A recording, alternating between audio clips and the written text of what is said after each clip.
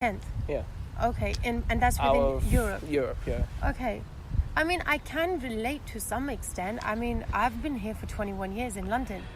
And London is a very stressful country. And stress, yeah. we don't even, because we were the world capital at one point, we only knew how to sort of run by the system that the country was sort of known for, And we're one of those people where we study and we're going to work at the same time. And we think that's manageable. And I don't think it's manageable. We make it manageable. That's added stress continuously. I mean, there's a lot of women out there, for example, right now, who are sort of, marriages are sort of ending anyways, but there's a lot of women out there that sort of don't want to get into anything of that sort. And it's because they are too busy pushing forward their independence. And it's not something, obviously I don't look down upon that because, I see myself as an alpha dominant female, but at the same time, you have to ask yourself, what is the lifestyle of women, if they are going to look at statistics this way, within Europe? Yeah. Now, within Europe, in some countries such as Sweden or Norway, correct me if I'm wrong, where they are not allowed to work, men and women, over a set number of hours a week. Yeah. I believe it's about 22. I'm not sure. And what the newspaper article revealed to me, this was about a few months ago, was they said is the most sorry. I'm one of those Indians who gets my V's and W's mixed up and I can't say them. But this is what you call an amazing headline to get yourself reading. Basically, it said, we want our, in the subheading, they said, we want our basically citizens to have a life outside of work. What? So that they can go home to their families, to their friends, and enjoy their evenings. And we want to make sure that we boost an economy where we're paying them enough amount of money so that they can have a lifestyle outside of work, because work is not everything. What? If this was not the best headline you guys have heard, what? in the last few months, hey, but maybe then you're welcome. Hey, I see what you mean. Like, yeah. I guess because like is it Spain where they have like siestas? There you go. Like in Europe, they seem to be like more chilled. Yeah. Like so much about everything. Yeah. Like, but here we're so uptight and so like, I guess stressed and everything. I don't know. So many queuing. We always queue for everything. That's what we're known for. Queuing. We're just known for queuing and not smiling. Yeah. Apparently, I've been told we don't smile when we're walking around. People don't even want to approach us for directions. Yeah. I swear they don't. And living in Brighton for 5 years when I was at Sussex taught me one thing. When you're on the train, train is one of the most perfect commutes to understand the backwards and coming back and forth. And I was going towards Brighton and people were smiling. When I got to the gates, the conductor, he basically was like, oh, hello, good morning, or if it's good evening, whenever I come through. And people are smiling, they're getting their coffees and their bagels and they're talking and there's music. I go towards Victoria, silence. There is silence. And no one looks at one another. I mean, I already know the target that I need to get to, which is the underground, from the time I've tapped my card in. And I know that basically I have to literally maneuver through everyone, because I know that that's how ridiculous we can be sometimes, living such a stressful life, that we don't know how to not be not stressed.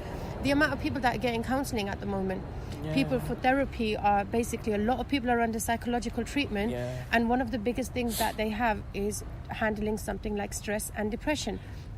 Things like that take away the quality of your life, Corey. And even anxiety as well. Anxiety is one of the biggest ones. And it's one of those ones that it's hard to diagnose.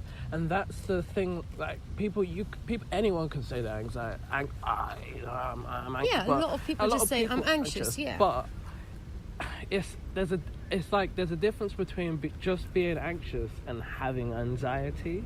Exactly.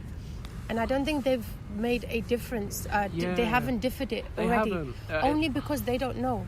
Yeah. They don't know. I've been under the NHS psychiatric team in terms of the amount of cases that I'm appealing against to make them understand what is mental health, And I mean, it's not just the people that are sort of under registers for therapies and treatments and referrals. It's the whole country. I mean, we do not know the definition of mental health as a national on a national level where we have put it down in law that these people should get help. And then you get statistics like the ones that we just read out right now about men and women as to why in certain areas it might be lower, and also in UK as a whole it's lower than the average in the EU. Yeah. It's because we are not understanding sort of how in this time that we're in right now, which is a very humorous but critical time in our world, history, what is actually happening that is making us feel that way, anxiety. I mean, if I asked anyone, right, like Corey, like if I asked you, I mean, I suffer from anxiety. If I asked you what is anxiety, what would you say out there to people? I don't know, it's hard to explain. All I can do is explain it from my point of view and how it affects me. But for me, it's kind of like anxiety trips off sometimes stress. Yeah. So like, or vice versa. So like I have a thing where if I get overly stressed, I lose my appetite. Yeah. And then I just don't know, I just won't eat. Yeah, 100%, 100%, yeah. Like I could be literally halfway through a meal, then get into an argument, stressed, appetite gone. Yeah. Not eating for the rest of the night until the next day, Basically. know? Or like there's just things like just overthinking things maybe. And 100%, I think overthinking is a very big part of anxiety. And I don't know, like for me, I just think about everything. Maybe I shouldn't think about everything, but I think about all the questions, all the possible explanations, all the possible things that could happen, or possibly good and bad. Yeah. And then I freak myself out about like the worst things that happen, or the everything, and it's just like, what am I worried about? Yeah. And like all the time, I do say that to myself. Like, why are you just worried about all these things for? Like, just worry about yourself. But it's just hard sometimes. It's hard because you just start thinking. You just get, and then you're going into like I guess I'll call it the sunken place because that sounds cool. But that's what it feels like. You're going. You're just like, oh no. It's just like boom. It's my sleeping spot. Do you know when I get so basically like. Corey, you literally nailed it. I think everyone's anxiety is to the individual, and especially if you speak about the word anxiety itself and not just feeling anxious. You can get anxious pretty much every day on a daily basis if you live in London especially. But for me, I get speech paralysis. So I go through the whole thing you just mentioned. I basically think. I haven't made any decisions. I'm just thinking. And the decisions I have no choice, but I have to make. I sort of make them. For example... okay, I need to do this, I need to like shower, I need to brush my teeth, I can do all of that. But then when it sort of kicks in really, really hard and all this, information has come into me, whether it's through people or myself, I completely shut down. And then you won't hear me speak for like hours and hours. And in this moment, I'm not thinking anything. And I call it the sleeping space because I just don't know what to function or how to function anymore. And I'm like, okay, this is bad, this is good. Okay, but I can't make sense of anything. Why am I overthinking? Minnie, stop overthinking. You're still overthinking. Okay, we're gonna stop overthinking. Okay, do you know what? Let's just sit down for a bit. Okay, let's have something to eat. Okay, no, I can't eat. And it just continuously goes on and on and on and on and on, and then it becomes emotionally overwhelming. Yeah, especially when emotional things happen to you. And it, like arguments with family members especially, when like you then go and sit down and you're thinking like you already know that you like, especially if you're in the wrong or something, like you sit there, you're like, oh shit, I was so wrong. And then you start thinking about all the possible and how you made the other person feel and how they possibly could be feeling and all shit. Like, why am I thinking about what this person is feeling? That is the question I seem to take about 2 hours to get to, and that level of understanding that I need to have to just basically stop thinking and say, Minnie, just think about yourself. Why are you doing the thinking for other people? And then I think it's that frustration that we have that, people are not doing thinking for themselves, and we sort of like take it out on ourselves, and then, and then we sort of have, we have like an outburst of some sort, and the outburst can be absolutely anything. And I personally find it very difficult, Corey, to explain to people out there the term anxiety. Like, you know, I couldn't even write a poem on it for about a good 2 years, because every time I sat down to write about anxiety, I got anxiety. So, I know that was the poem that you performed, the chocolate poetry. Exactly, yeah. The one that was the first, you know, proper piece that I challenged myself with. And actually, I'm trying to remember it now, like off by heart, and it's freaking hard because it's a 5-minute piece. But how do you explain to someone that this is my anxiety? Because if I withdraw myself completely once I get anxious, how am I supposed to communicate with you and make you understand it? And I think a lot of the things that we're ignorant of, and that's when social media, you know, the people that are not following social media properly and their growth at this point in life is not, you know, leveling up with how life is actually proceeding and moving forward, is they're not learning the right... Oh. I just wanted to come on my lap, but he can come free. Okay. See you later, doggy. Bye. Bye, That's all right. We have been distracted by a very cute dog. Oh, he's so cute. Oh, we don't know. It might be a she. Oh, it could be she. Yeah. It could be it. So yeah, and so basically, yeah, when I'm trying to explain to people what is anxiety and people don't get it, or like the fact, you know, I've been misdiagnosed with something as serious as epilepsy, people don't know it, and that's because we are filtering fake news, as people say, or not the real news, which is what we should be saying, to people out there, and people are not learning that these are the things that you should be able to be aware of, you know. And because we're so used to having information fed right to us at our doorstep or on our mobile, we don't go out there to find out what is really going on. And mental health happens to be one of the biggest things. And then they wonder why the statistics are coming like this, you know.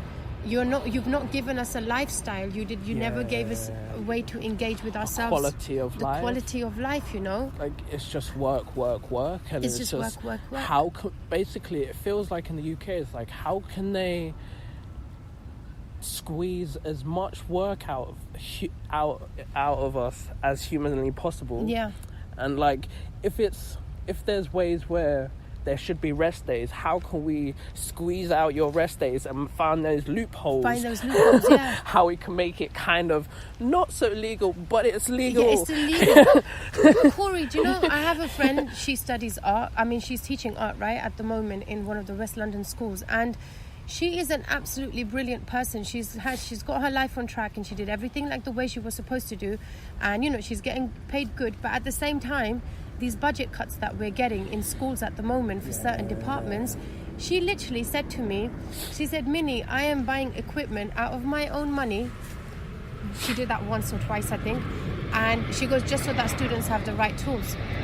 I was like, where is the money going? You know, it makes you question, where's the money going? Teachers are putting in more of their weight to basically get this, make sure the students are okay and their well-being.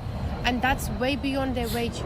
That is way beyond what they're supposed to be doing. It comes back to this thing about the government are making these cuts within education, policing, and after-school activities, and then they're wondering why there's a spike in knife crime or crime as a whole in anything. Like, what do you think is going to happen if you take away from people's education and creative outlets? And then you'll cutting from the police force. There's even an article that I'm going to come on to that we'll go on to in a sec. Of course. That I've read the title of. The Home Office apparently doesn't even know how much police... Wait, let me read this so I can get this right, because it was hilarious. It says, the Home Office is in the dark about whether the police force are running out of money. So what? You're making cuts, but you don't know what money is where. Where are you moving this money to? What are you doing? How are they in the dark? Yeah, how is the Home Office in the dark about the money in the government, in a government-funded organisation such as the police force? Surely they should know, considering we can see the visible effects of the cuts that you're making, you know? I mean, I go on, you know, on the streets these days, and only in specific areas you will see targeted police for a certain amount of hours, and then most of the day you won't see them. Yeah. And they're also like, do you know what's his name? What's his name? Javed Khan.